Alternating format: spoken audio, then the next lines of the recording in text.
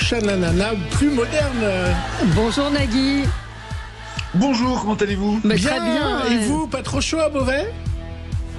Comme dans le reste de la planète, écoutez, si certaines personnes doutent encore d'un problème du climat, je pense que là c'est bon, on commence à avoir des preuves quotidiennement. Mais la chaleur n'est rien par rapport à l'excitation du moment. Ah oui, parce que vous avez porté ce projet d'Interville pendant près de 5 ans, c'est ça, avant de le voir aboutir? Pour plein de raisons, Valérie, qui a commencé par la pandémie, évidemment, mais ça avait commencé même en 2019, où nous devions nous installer finalement dans un lieu unique pour faire plusieurs soirées. Et finalement, avec le recul, je me dis que les problèmes causés, les retards, les décalages nous ont permis peut-être d'affiner les fondamentaux d'Interville et de renouer ce que nous n'avions pas décidé de faire en 2019 avec le direct, avec la province, avec le côté Barnum dans tous les sens du terme, c'est-à-dire une énorme machinerie, mais aussi le côté cirque qui se déplace de ville en ville. Et j'avoue que c'est extrêmement agréable. D'abord de nous sortir de notre confort et train-train parisien, sortir du périphérique pour aller voir la vraie vie et voir le sourire de ceux qui nous accueillent, la beauté des villes de France aussi, c'est pas une découverte, mais quand on le fait dans un contexte de travail, on n'est pas dans un même regard et dans un même rythme. Donc c'est extrêmement agréable et très excitant. J'ai pas d'autres mots à vous dire que c'est excitant, exactement. Vous regardiez Interville quand vous étiez petit? Pas du tout. Moi, je regardais Apostrophe, je regardais Pivot, je regardais Le Grand Échiquier. Moi, vous savez, sans Baudelaire, Rimbaud, Lamartine, Victor Hugo, franchement, je serais incapable de faire N'oubliez pas les paroles. Bien sûr. Non, vous le regardiez? Non seulement je le regardais, mais... Non, mais c'était ayant 2 parents professeurs qui justement eux ne voulaient pas regarder la télévision pour entre guillemets simplement regarder la télévision et être comment dirais-je, scotché devant des séries américaines que j'adorais comme Les Mystères de l'Ouest ou Amicalement Vôtre.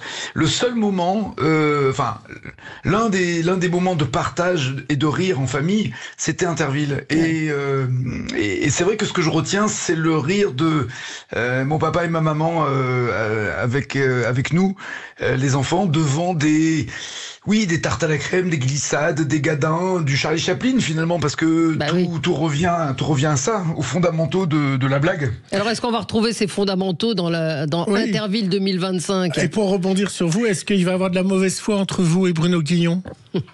Alors il est hors de question qu'il y ait la moindre mauvaise foi de ma part, étant donné que j'ai toujours raison, donc je vois pas où est le problème. Vous voyez, la mauvaise foi, c'est quand on a tort.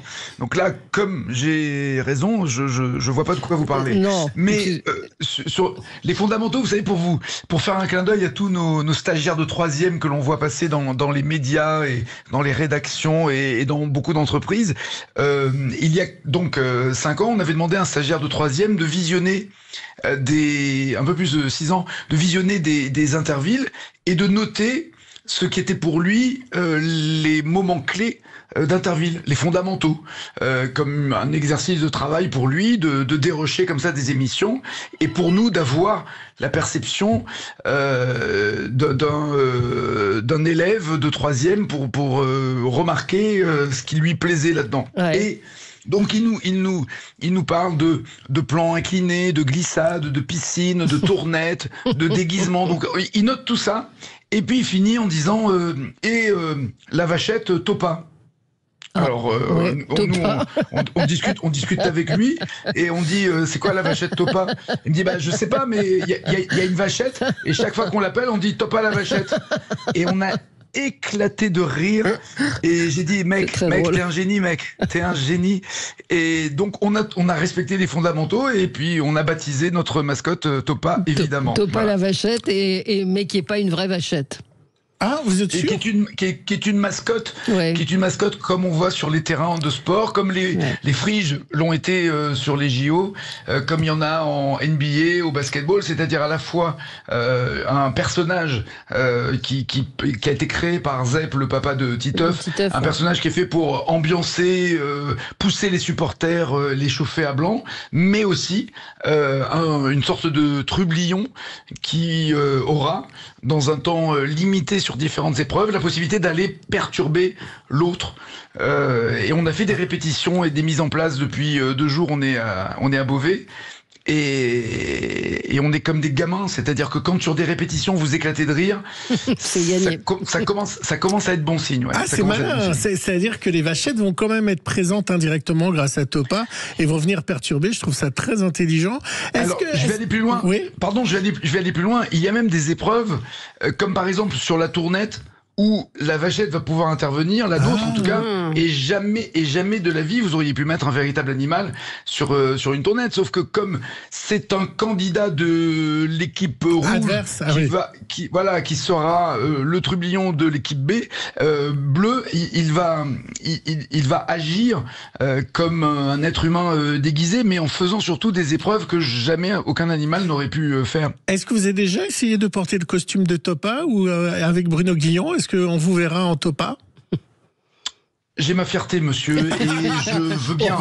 On vous a vu avec des masques dans une autre émission. Vous aviez. Alors, mais justement, mon psy m'a demandé d'arrêter de créer des troubles supplémentaires à ceux que j'ai déjà depuis une trentaine d'années avec tout ce que j'ai pu faire. Alors, est-ce que vous avez testé les jeux? Ou le plan incliné? Est-ce que vous avez fait une course avec Bruno sur le plan incliné ou peut-être avec Yohan Ryu qui sera le juge? Faut dire qu'il y aura toute une équipe autour d'eux. C'est vous les plus vicieux, quoi. Tout ce que vous voulez, on veut, voilà, c'est ça. On veut que vous mouilliez la chemise. Alors, vous avez essayé quoi? Les premières qui se sont essayées sont Camille Serre et Valérie Bègue, qui vont chacune être les manageuses, entre guillemets, et les coachs de chacune des équipes. Et elles se sont essayées à des épreuves. C'était extrêmement drôle. D'autant plus drôle que elles sont toujours en train de faire des stories sur Insta, sur les conseils beauté, sur comment faire pour les cheveux, pour la coiffure. Et derrière, elles se sont mis dans des états lamentables. C'était extrêmement drôle. Et je vous confirme, oui, Camille a fini dans la piscine. Parce que vous n'êtes pas tout seul, effectivement. Et justement, Nagui, Valérie, je vous propose de voir la présentation grâce à la bande-annonce.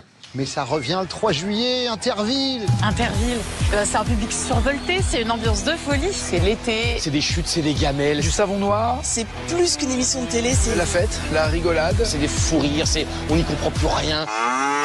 Et puis c'est surtout 2 équipes qui s'affrontent. C'est les rouges contre les bleus. Je ne vous entends pas. Évidemment. On vous donne rendez-vous le 3 juillet. Toute équipe est au rendez-vous. Ça va être incroyable. Ça va être dingue, ça va être fantastique, ça va être génial. Le grand retour d'Interville, c'est jeudi 3 juillet en direct sur France.tv et sur France 2. On a entendu Yohan Ryu, Bruno Guillon, Magali Ripoll, Camille Serre, Valérie Bègue et vous, Nagui, bien évidemment, qu'on a plaisir à retrouver. On sent que vous êtes... avec chacun dans un rôle, précis qui correspond à leur talent et à leur domaine de prédilection. Évidemment, Yohan Ryu qui formidablement commente. Évidemment, et qui commente sur l'équipe TV des matchs de football sans que l'on voit la moindre image de foot, mais qui est dans l'intensité de ce qu'il vit et qui sera l'arbitre. Magali, qui est Magali de N'oubliez pas les paroles, pour les musiques, les ambiances, pour des flash mobs, pour chauffer à blanc le public. Et comme je vous l'ai dit, Camille et Valérie, qui après des expériences qu'elles ont eues en tant que Miss France chacune, savent le relationnel avec le public, avec les maires. À l'heure où je vous parle, elles sont en ce moment avec les 2 maires de Beauvais, de Coulanges et Nevers, en train de les accueillir sur le site. Et Bruno et moi, contrairement à ce que vous avez dit, sans aucune mauvaise foi, nous essaierons de tenir la boutique. Ouais. Non, mais c'est vraiment un sport d'équipe à tous les niveaux. Aussi bien les équipes qui s'affrontent des 2 villes qu'une équipe qui anime. C'est vous qui avez choisi ceux qui seraient autour de vous? Comment ça s'est fait? Je confesse. Oui. Non, mais oui, j'ai choisi en justement me disant qui est le mieux placé pour et le plus efficace dans chacun de ces domaines. Ouais. Donc voilà, se dire Magali pour la musique et Camille et Valérie qui sont des amis dans la vie, donc c'est quand même agréable de travailler avec des amis. Bruno, vous le savez, pas la première fois qu'on co-anime tous les deux. Vous détestez. Le seul que je ne connaissais, je déteste tous les gens qui sont meilleurs que moi, donc c'est un peu normal. Et Johan, je ne le connaissais pas, mais j'étais fan, donc je lui ai dit est-ce qu'on peut se rencontrer, et j'avoue avoir au bout de 10 minutes été conquis par son regard de môme, son appétit, son énergie, sa drôlerie. Il a une joie de vivre incroyable. Et pourquoi il n'y a que 4 émissions? Parce que ça coûte cher.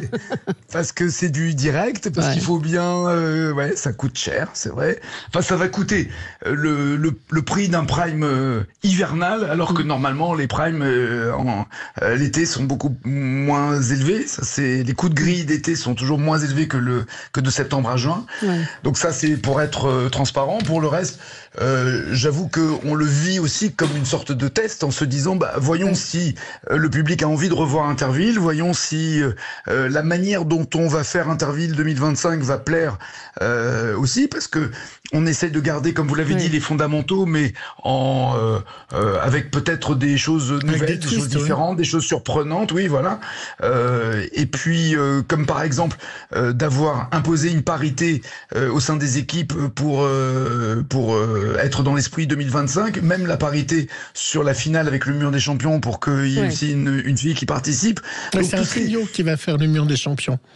Voilà, mais donc ce sont des réglages qui sont au millimètre, parce que si vous voulez, c'est un peu l'image d'un gros paquebot, Interville. Si vous tournez trop la barre de quelques degrés à bâbord, vous risquez d'aller dans un mur ou dans un... Exactement. Donc il faut vraiment que ce soit des petits réglages à plein de niveaux, mais où on a mis une musique différente. Jamais aucune émission n'a été présentée par 6 animateurs à la fois. La parité dans l'animation également, dans les équipes aussi, dans le Mur des Champions. Mais surtout, ce qui est important, c'est le rythme. C'est que toutes les 2 minutes, il faut qu'il se passe un truc, il faut qu'on s'amuse comme des enfants. Et là, techniquement, c'est du direct, donc c'est un gros enjeu aussi. Oui, ils ont un très mauvais réalisateur, Gérard Policino. Franchement, je vous félicite pas. M'en parlez pas. Il sait pas communiquer, il sait pas faire des plans. Je suis en train de payer 34 ans d'amitié. Il y a un moment où il y a des limites à l'amitié, mais là, je sais pas comment. Parce que passer de Taratata à Interville, c'est le grand écart, hein. Oui, mais alors sur le choix du direct. Je vous en prie. Oui, non, je vous en prie. Mais le direct, le direct est quelque chose. Là, encore une fois, vous qui êtes survolez tous les médias en permanence, quelle émission est petit 1 en direct, petit 2 un jeu en prime time, petit 3 en province et chaque fois dans une ville différente. Enfin, depuis combien de temps tout ça n'existe plus à la télé en France?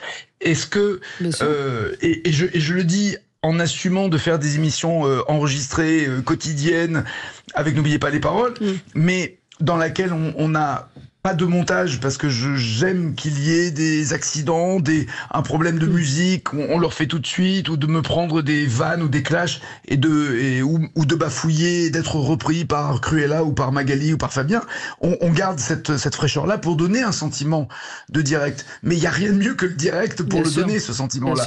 Donc moi, la seule émission qui représente un tel Barnum, j'ai envie de dire, sont des grands événements plutôt sportifs, ou les Miss France, ou le Téléthon dans un autre genre, qui joue avec des duplex, mais en émission de divertissement hebdomadaire qui reviennent régulièrement, normalement, c'est un prime exceptionnel qui se passe en province en direct, ou même à Paris en direct, mais 4 semaines d'affilée avec énormément de matériel, parce que c'est, quand je vous dis que c'est un Barnum, c'est dans tous les sens du terme, c'est-à-dire qu'il y a un nombre incroyable de personnel, de poids lourds. On se retrouve avec... on a 10 000 mètres carrés de décor, Valérie. Ouais, 10 000 mètres carrés. C'est colossal. C'est énorme. On a 40 semi-remorques qui partent en tournée. Il y a 350 personnes par jour. En tout, il y a 1400 personnes différentes qui travaillent chaque semaine sur l'émission. Donc c'est pas le petit truc, hein, pardon. Hein, et je le dis sans aucune prétention, parce que tout ça est et il y a tous les corps de métier présents. Hier, on a fait encore des réglages sur des jeux. Et ben, il y a des menuisiers, des peintres, des costumières qui modifient, qui règlent, qui changent, qui arrangent des choses. Tout ça dans un esprit de sécurité. On a une dizaine de personnes dédiées, évidemment, des ambulanciers, des médecins présents pour que la moindre égratignure puisse être immédiatement soignée. On fait tout pour penser aussi à la sécurité des candidates et des candidats. Je vous assure que c'est du...